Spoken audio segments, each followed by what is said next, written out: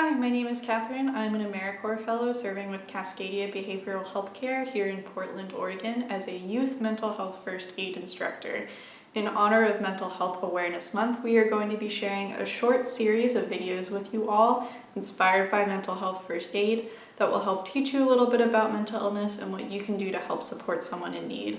This is especially important considering the times that we're all living in right now. Today we're going to talk about what you can do to help support someone experiencing a mental health crisis.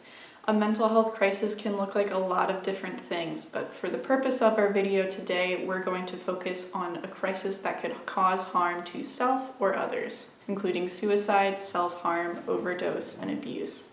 Every crisis is going to require a different response, but here are just some general steps that you can keep in mind. Number 1, make sure you are safe. This is essentially that concept of putting your own oxygen mask on first before helping others. Remember that you are not necessarily required to intervene in every single situation, and there will be some situations in which you are simply unequipped to do so, especially not alone. For instance, any medical emergency, such as a serious injury, overdose, or infection, requires a call to 911 and/or healthcare professionals. Meanwhile, any crisis situation that involves someone actively in possession of a firearm threatening to harm themselves or others requires a call to 911.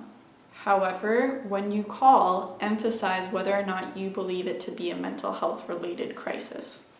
It is also important to note whether you think that individual might have a history of trauma with law enforcement or other medical personnel. This can change the way that law enforcement will respond to the crisis, for instance, perhaps showing up in unmarked vehicles or not blaring a siren on their way down, and that can greatly increase the quality of care that that person in distress receives. For other mental health crises that require immediate in-person support, call the Multnomah County Crisis Line at 503-9988-4888 and ask for Cascadia's Project Respond, which is a professional mobile mental health crisis team. Number 2, find out what's happening. If you have assessed the situation and determined that it is safe for you to intervene and you are comfortable doing so, approach the person in a calm and non-threatening manner. If you are talking to someone who is having thoughts of suicide, stay calm and ask them questions so that you may gather some more information. Some questions to ask could include, how long have you had these thoughts? Do you have a plan? Do you have the means to carry out your plan? Do you have a time frame? In other words, do you know when you're going to carry out your plan? Who else have you told? What has helped you in the past? Who is a part of your support system? As I mentioned in my previous video, do's and don'ts, it's important not to turn this conversation into an interrogation. Be patient, validate their emotions, and give them space to organize their thoughts. The person in crisis should not feel as though they have to manage your emotions in addition to their own. In some situations, such as suicide, it's important not to leave that person alone if they feel that they are at immediate risk. If you cannot stay with them personally, find someone who can and tag them in, whether that be another one of their support system members or a professional. If that person feels as though they are in immediate danger and cannot access in-person support, they can admit themselves to a hospital, or they can call a crisis line and ask for support and guidance. You can also call a crisis line on that person's behalf if they are unable to do so. Number 3, ask yourself, who has the ability or authority to help this person? In a crisis situation, as I mentioned, it's very unlikely that you alone are the only person who can or should help that individual in crisis. Familiarize yourself with local resources.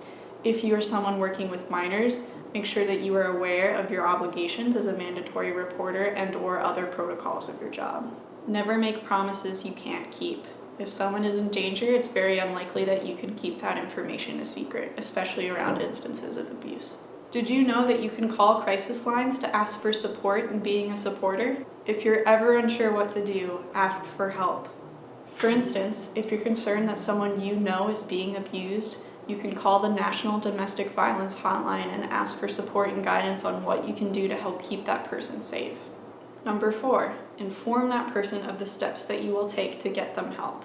Having someone take action on your behalf can be really scary. It can make that person who already feels out of control of their situation feel even more helpless.